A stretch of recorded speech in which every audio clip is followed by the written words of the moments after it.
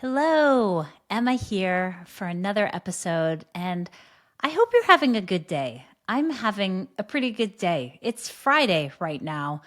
I love Fridays. Usually it's a day where I think, okay, I'm going to catch up on XYZ, but pretty much that never happens. But I did promise myself that I would record this intro for a really, really fun episode with the very, very awesome Katelyn Bourgoin. Now, I've been following Katelyn on LinkedIn for a really long time, like quite a few years. And we've had interactions, virtually on LinkedIn, but we had never really had that face to face talk. And so it was wonderful to get that opportunity in this interview that I did with her. You'll find out in this episode, she's tried a lot of businesses. She's a serial entrepreneur. It's a great listen for anyone who's in the process of figuring out a new business or maybe early in a business. I think you'll really like what she has to say. She's got a lot of hard-earned wisdom and insight on entrepreneurship to share with you. So I really hope you enjoy this episode as much as I enjoyed sitting down and chatting with the wonderful Katelyn Bourgoin. Welcome to the Emma Stratton Show. This is a podcast that's all about sharing unconventional advice that will inspire you to create a business that reflects your true self so you can experience greater freedom and abundance in your work and life. I'm your host, Emma. Gosh, what a treat that today I'm joined by the very awesome Katelyn Bourgoin, who I've been following for so long. Katelyn just has one of the coolest online presence, I think. I always love kind of the vibe of what she puts out there.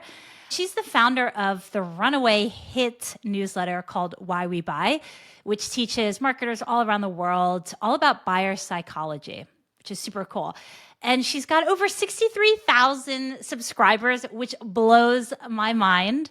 Katelyn's also the co-founder of Unignorable, where she's taught almost 2,000 entrepreneurs how to build really cool personal brands like she has. So I'm so glad to have you here today, Katelyn. Welcome to my show.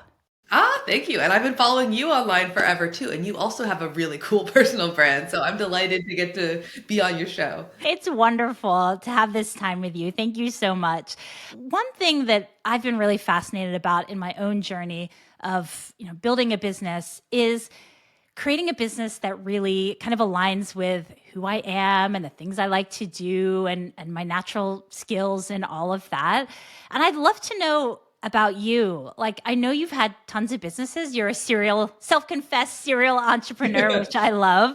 You've had a bunch of businesses. You've had a real journey. And I feel like you're in a real sweet spot now. So I'd love to know, like, how does your business really align with who you are on the inside and your natural gifts and your wiring and all that good stuff? I love that question because I would say that it's not like first time's a charm, second time's a charm. It's like fifth time's a charm. But I've built businesses. I'm going on, I guess, 14 years of entrepreneurship. I like to kind of joke I've never actually had a real job. I kind of like served when I was in university, and then I went to PR school, got an internship, and then started my own company 6 weeks later. So I really don't know what it's like to work in the real world. You're lucky.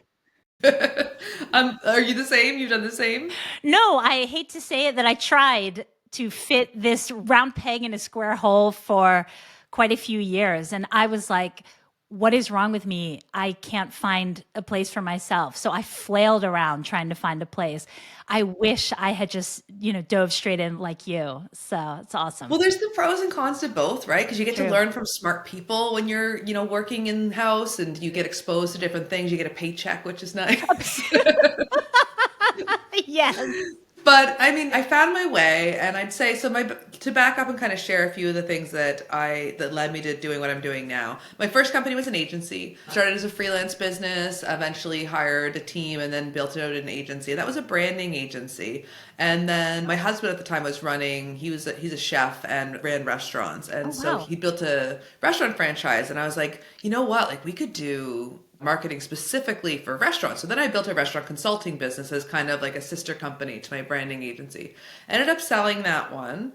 And I was trying to decide what I wanted to be when I grow up. And I was like, I want to get out of this like selling time for money game. I want to like get into like a scalable business. At the time, this is back in 2014, there were plenty of people building online courses, kind of creator-led businesses similar to what I do now. But at that time I was like, that space is way too crowded. It's way too late for me to participate in that. Obviously, huge oversight on my part. I was like, you know what I should do? What else is scalable? Technology. I'll build a technology company. And I had an idea, and we had some developers on the team that because we did a lot of web design projects for folks.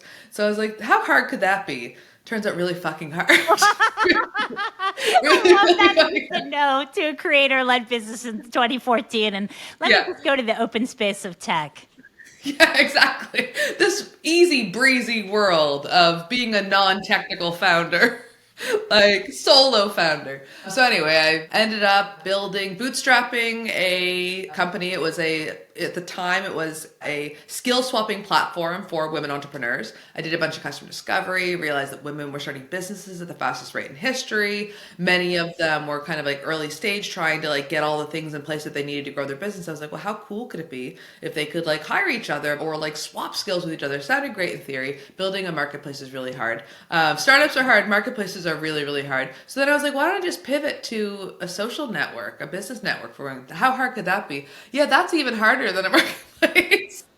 But along the time, raised venture capital, things look great from the outside. Forbes is saying that we're building the next LinkedIn for women. Internally, it is all going terribly. Like, we're good at marketing, so we're getting lots of users, but the platform's not sticky. They're signing up, they're kind of like creating an account, poking around, and then leaving and never coming back. And so it failed. And I was like, oh shit, now what am I going to do when I grow up? And I started consulting because I'd had my background in freelance and running the agency. So I was like, I'll do some consulting, try to figure out my next steps. I was lucky. My lead investor was like, you sucked at the product stuff. I was like, I know. But they're like, but you were really good at marketing. And we've got all these amazing founders who are really good at product and not so good at marketing. And can you like work with some of them? And I was like, yes, please pay me. I need money desperately. And I got to sit down with all of these brilliant founders. And I saw this common pain point, which was that they didn't really understand who they were building for. And they kind of had a problem. They had a bit of a target audience, but I'd often see these debates at the boardroom table around who the audience was or, what the use cases were that were the most specific and exciting. And I realized I was like, hey, as a marketer, I can't help you if you don't know who your customers are and if you don't know why they buy. And that kind of insight led to me starting to talk more about that problem, launched the newsletter. My vision originally was to build a productized insights agency, but then the newsletter kind of just took off and I ended up focusing there. Oh, and in the middle, there was a pandemic and my husband started a HelloFresh style box for barbecue food and I was helping him grow that. That's really hard if you think tech startups and like building a marketplace is hard. Imagine shipping fresh meat, like the logistics of that. And the box changed every month. So we had to like redesign all the labels, come up with a new marketing. It was a horrible business. So like learned a lot from these experiences, which led to the business I run today, which is really evolved based on what I want my lifestyle to look like and the type of work that I know that I'm really good at because I've had a lot of experience in figuring out what I'm not good at. Right. And I'm good at designing and packaging products, really good at that. I'm good at helping people to understand their customers better and to use that to impact their marketing and their messaging and to figure out what they should be building. And so Why We Buy is basically built around that, but it's structured in such a way that it's like, I don't have to do the stuff that I don't want to do. I don't have to grow a big team because I don't want that, but I can still get to do the playful stuff. I can still get to build new products, which clearly I love too much. Too much, yes. Yeah, too much. So that's kind of how my business has come to look like it does today. I love that. First of all, you should put out a book that's like the hardest businesses. Like, I love that you're I've just done them all. rapidly testing like what is hard and getting increasingly harder. But a couple of things I want to dive into what you talked about. You came to where you are now with Why We Buy and the way that business is structured and what you do is you finally realized, hey, here's what I'm weirdly good at. And then there are all these things that I suck at. And have you ever read The Big Leap? It's a popular book, but he talks about the different zones we operate in, right? There's like zone of genius, I've zone of heard this excellence, term, yeah, yes. zone of incompetence, right? And it's funny when you plot out all the things you do, there's a lot of things that you suck at. And there are a lot of things that you're decent or okay at, but it doesn't light you up. But there's a few things that you're genius at and you're kind of really good at. And so you were able to find yours. When did you really get a sense of, yep, this is me, this is Katelyn, this is what I'm good at, this is what I want my business to be to support my life? Like, when do you feel like you got to that point where you had that clarity of vision? I think it took me a long time, but it was very much so. When I closed down the tech company, I sat down and I wrote a blog, and it was really more for me to reminisce than for anybody else to read. But it was about like 6 non-negotiables for my next business, because I knew I was going to do another business. Like, I'm Of an entrepreneur. course. Like, I don't know.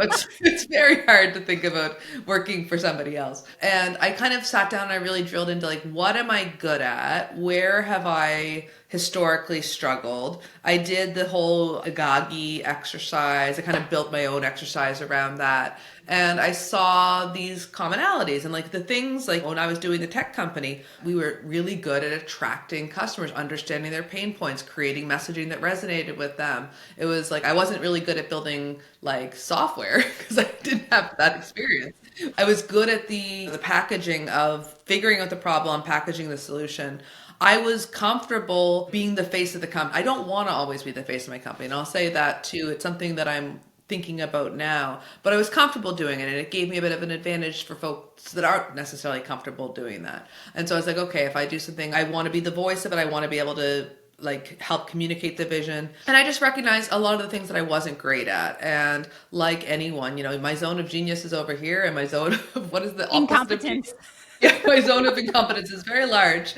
And I was chatting with you before we hit record, but I recently discovered that I have ADHD. And so that diagnosis to me has come as a bit of, in retrospect, it's like kind of like, oh, duh. But it's also helpful because it's like, these are why these things have always been so hard for me. And instead of me being like, buck up, Katelyn, you need to figure this shit out. This is your job. It's like, why don't I just find somebody like for me, I never wanted to delegate the stuff that I sucked at because I just assumed that other people would hate to do that stuff too. I'm like, oh, I don't want to give them to this like awful thing to do. And then it's like realizing, no, people love that shit. Like that's the stuff that lights them up. And I need to find those people and bring them into the business and let them do the stuff that they're deeply nerdy about that I'm not. So it took me time, and it took a lot of self-reflection, and it took a lot of experimenting because obviously I tried a lot of different things.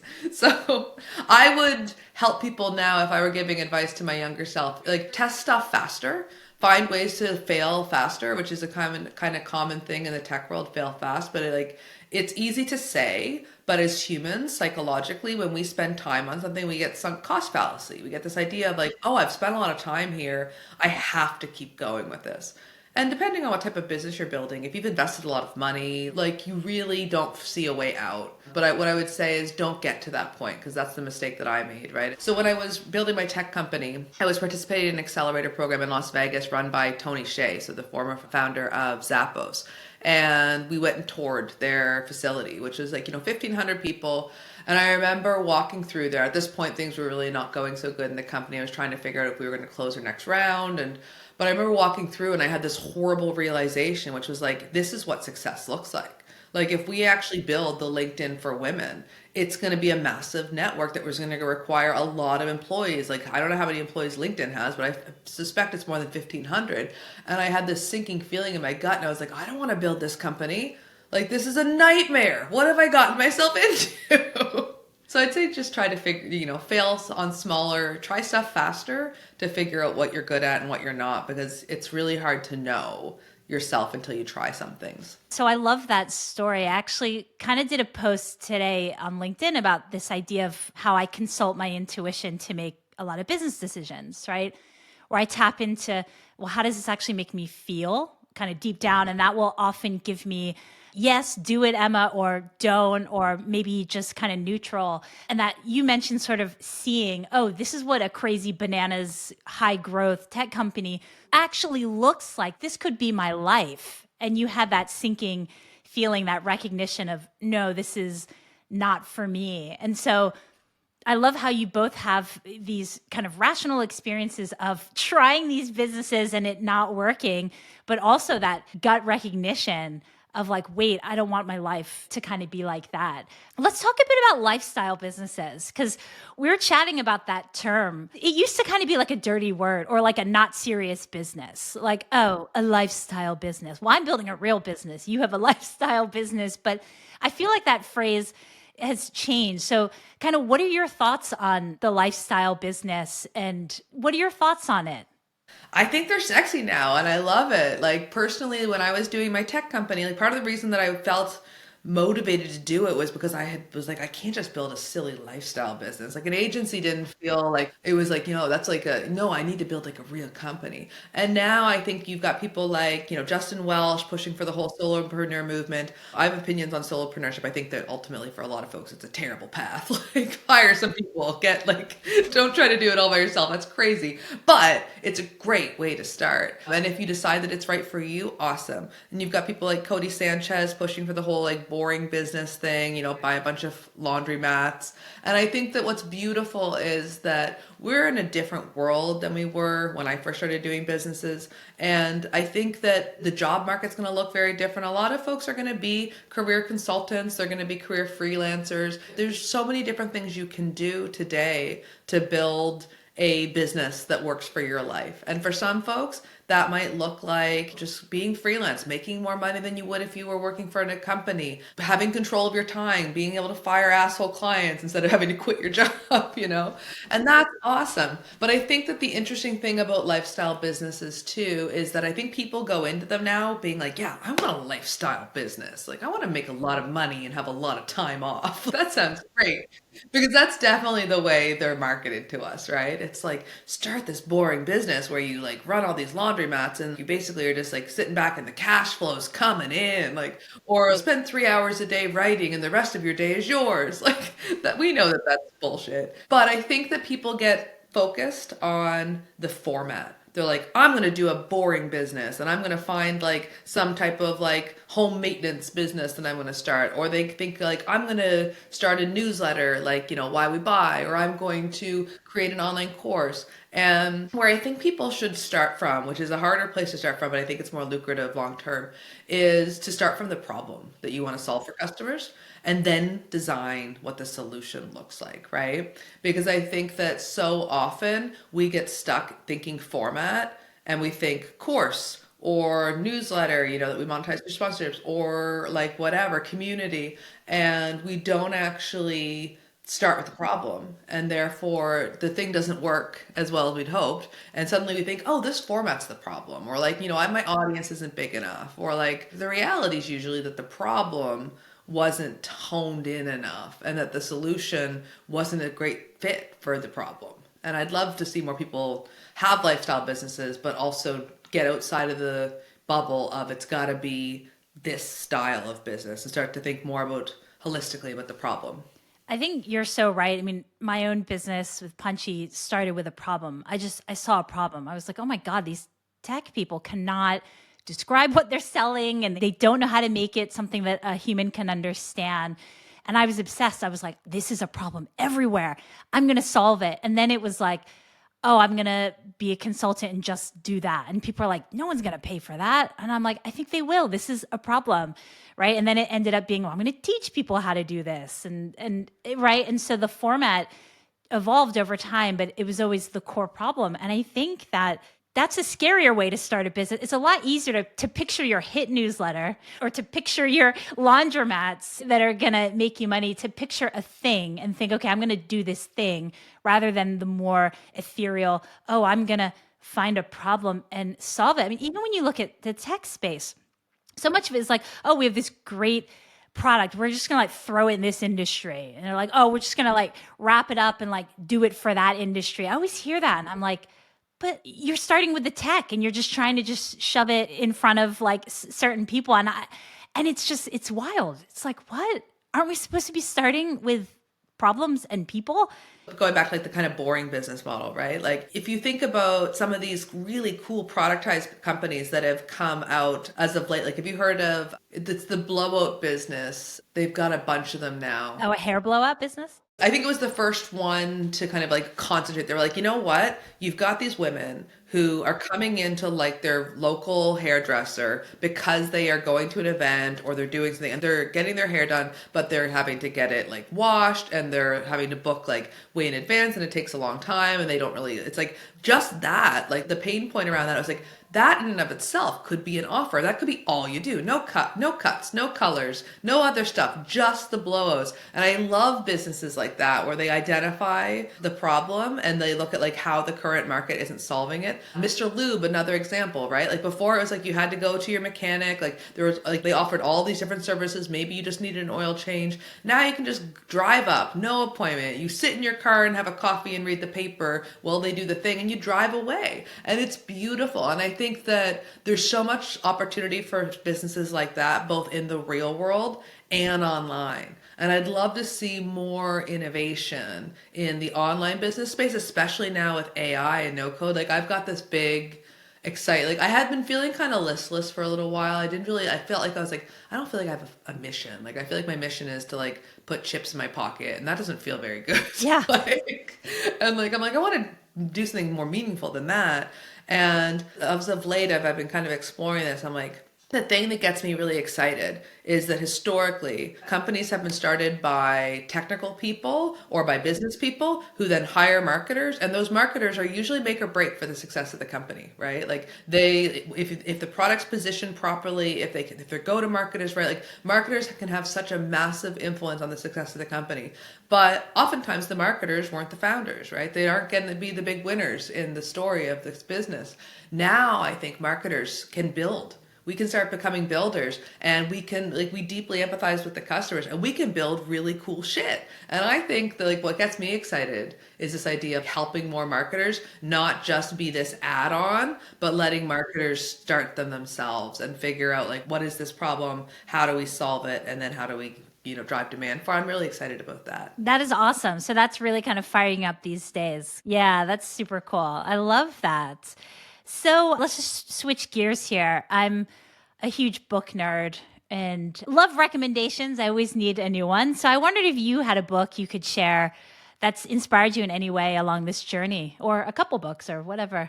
The biggest kind of mental shift for me in a book would be Competing Against Luck by Clayton Christensen. And that's really been what the work that I do today is so motivated by this idea that if you really want to understand what motivates people and build the right solutions and market the solutions more effectively, you need to understand the jobs they're trying to get done. And we don't buy products and services, we hire them to do a job for us. And that book I would say is the most impactful for me because it really was just this complete mind shift. I considered myself to be like a customer-centric marketer who I really understood the demographics of our customers, and we'd have like a persona where we talk about like their desires and like they like walking their dog and like all this kind of bullshit stuff that like looks great on paper, but like it wasn't necessarily actually meaningful for like why they buy. And so that book I'd say was a huge motivator for me and something that shifted my perception. The other two, I would say one would be Contagious by Jonah Berger, because I'd say that book was my introduction to the behavioral science world. Like that, I read that many, many years ago before I knew about long before my tech startup. And it made me realize that I was geeky about the psychology of marketing and that I wanted to nerd out more on that. And then Alchemy by Rory Sutherland, another absolute favorite. It goes again in this idea of like magical solutions often don't make logical sense, right? And he gives this incredible example in the book where he talks about how do you make a train ride a better experience? Now, if you ask a bunch of engineers, they're probably going to say, make the train faster, right? So you don't have to stay on the train as long. And that's a really good logical answer. And to do something like that would be extremely expensive. But you have to basically re-engineer the train lines. Like, is it worth doing? Sure, it's worth doing. But is there other answers that aren't necessarily as pragmatic that would be just as good. And Roy talks about, well, yeah, like what about if instead of he's like, one of the most annoying things with the train is like you get on the train and depending when your stop is, like you might have to stand the whole time because all the seats are taken because you're closer to the main city. And that's annoying. You're just standing and you're standing there and you can't really do anything because you have to hold the bar because you're falling all over the place. And he's like, you're bumping into people. That's not a very good experience. He's like, what if you redesign the cars so that the seats, instead of them being on the sides by the window, the best spot, you put those in the center. So you get to sit in a chair, and that's nice because you don't have to stand, but you don't get the window too. That's too much. That's selfish. You shouldn't get the window and the chair. So then the people that have to stand, they get to look at the window. There's a nice bar leaning thing, that a little table, they can put their phone out or they can read a book. There's charging stations. You have good Wi-Fi. Suddenly you've made the train ride better for everyone, without actually changing the expensive part of making it 10 minutes faster, but you've made the actual journey so much more delightful for everyone, right? And it's like, then that's the type of thinking that I just get really nerdy and excited about. Because I'm like, you have to flip problems around and you have to kind of look at them from a lot of different angles, because oftentimes you're trying to solve the wrong problem. And I do this in my business all the time. Like, I feel like I reflect and I'm like trying to figure this thing out. And then I have to step back and I go, well, what if that's not even the right question? So yeah, that one was a really big favorite for me too. Yeah, that's so interesting. I mean, I love that idea about magical solutions and illogical solutions, but I think I love grabbing that window seat. I feel so smug. I'm just like, yes, I got the best seat in the house, but it could be nice to make it nicer for everyone. So I know that you recently had a big milestone birthday. I did. You belated happy birthday. It's a big one, isn't it? It is, yeah. I turned 40, which feels like before that you can kind of be like, I'm not an adult really. And now I'm like, no, I'm not an adult. Like, Yeah, I can't say that anymore. Yeah. So I know when I turned 40 at the pandemic, and I had a big plan for like a big party, but we were in quarantine. And I was like, well, this wasn't what I oh, that planned. stinks. Yeah, but I don't think I kind of became a fully functioning adult until 40. Like something did shift for me that year. So I just like to know, what's something that you've learned in your 30s or before that you're going to own in your 40s? Like, what do you feel? I know it's early days, but what do you I think? think there's a few things. I think one is that I am by default often pretty self-critical. And so one thing that I've learned is that there's, that voice in my head is a liar. And like I've got all this evidence that I'm actually pretty good at stuff. And so I have to, like, I feel like I'm getting better at hearing that voice, and instead of giving it lots of space and like accepting it, being like, fuck you. Like, no, like let's take a step back here and like reflect on the evidence. Like, don't let that voice reign. I think that some women talk about like, my 40s, I really stopped giving a shit what other people think. Like, I still care. I just care way less, which is nice because I used to care way too much. I'm still self-critical, but I'm not as self-critical. So I'd say that like, just kind of loving yourself more, that certainly is coming for me. And I think that being a mom, like having a 3.5-year-old, it's really made me realize that like before I felt like my work was my identity, and now I feel like I'm like, you know what, I have a lot of value outside of that. I get to be somebody's mom, and that's a cool thing. So I think that in my 40s, just kind of embracing this idea that like your identity is going to change your whole life, and not getting too stuck on seeing yourself in these kind of really rigid dimensions, because that's going to change, right? I don't know if that was very articulate. No, it was That's very articulate. I think having kids, so I didn't start my business until I already had kids. I started when I was actually pregnant with my third. And so I often wonder, God, I would have gotten so much more done if I had started a business before I had kids, when I had more time. Because it was like day one, I could only commit school hours. I never could do long hours because I had kids. But I think that's one of the beautiful things about being an entrepreneur and having kids. They're like, here's what's important. Like, they're just in your face, like interrupting. Here's what's really important, when you're trying to do something else, which is a gift, because if you don't have that, you can easily just completely dive into it and never stop working. 100%. And I think it Yeah. also makes you I don't know, like I feel like I care more about my impact in the world now than I did before. Because before, like, yeah, like I cared about my impact, but like I feel like it was like, I don't know. I also still just really wanted to be quote unquote successful. Now I want to be successful, but I really want to do it in terms that are going to make my kids proud, right? Like, how do I do something that's going to make the world better for them? Because I think there's a lot, like, everyone that's probably listening to this podcast, because I know the type of audience that you would attract, like, they're going to be smart, thoughtful, like, good people. But I think we can spend a lot of time, like, this idea of, like, searching for purpose. I feel like we can spend a lot of time working on problems that aren't necessarily ones that are making significant shifts in the world. And I feel like I've struggled with that. I've had this balance of like, am I just helping MarTech companies sell more MarTech software so that there's gonna be more? It's like, and it doesn't always feel that, but like I feel like as a parent, then you kind of like are like, oh wait, what other ways? Not just through the work too, right? Like through like what you do with them, making them good members of society. Exactly. I've been thinking about that a lot. I think it's also, it comes with age.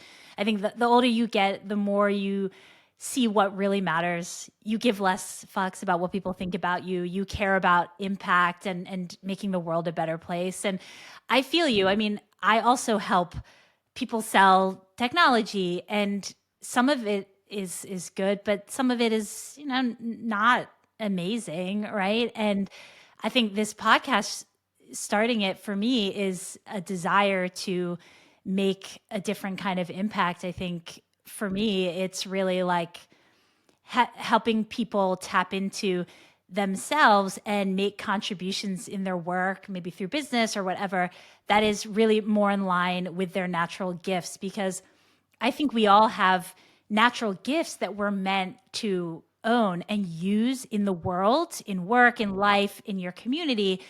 And we're meant to just, like you said, you're like, I can't believe other people would want to do these jobs and tasks that I hate. It's like, I'm the same way. I was the same way. But it's like, no, it's everyone's different. And that's the beauty. And if we're all kind of being true and doing what we're naturally good at, putting it into the world, everything's going to click and things are going to go well. So that's kind of what I believe. And I'm, sloppily moving towards at the I moment. love I love that vision. And I think so many people are searching for that right now. I think that especially like, our world is changing. AI is going to change the workforce for better and worse. I think that it's going to be an amazing tool, and it's also going to cause some pretty big fluxes in the coming years, and it makes me nervous and excited. Like, but I think this search for meaning is really, really important. And I love that you're going to help people with, that's going to be part of the mission with the podcast. I think that's really awesome.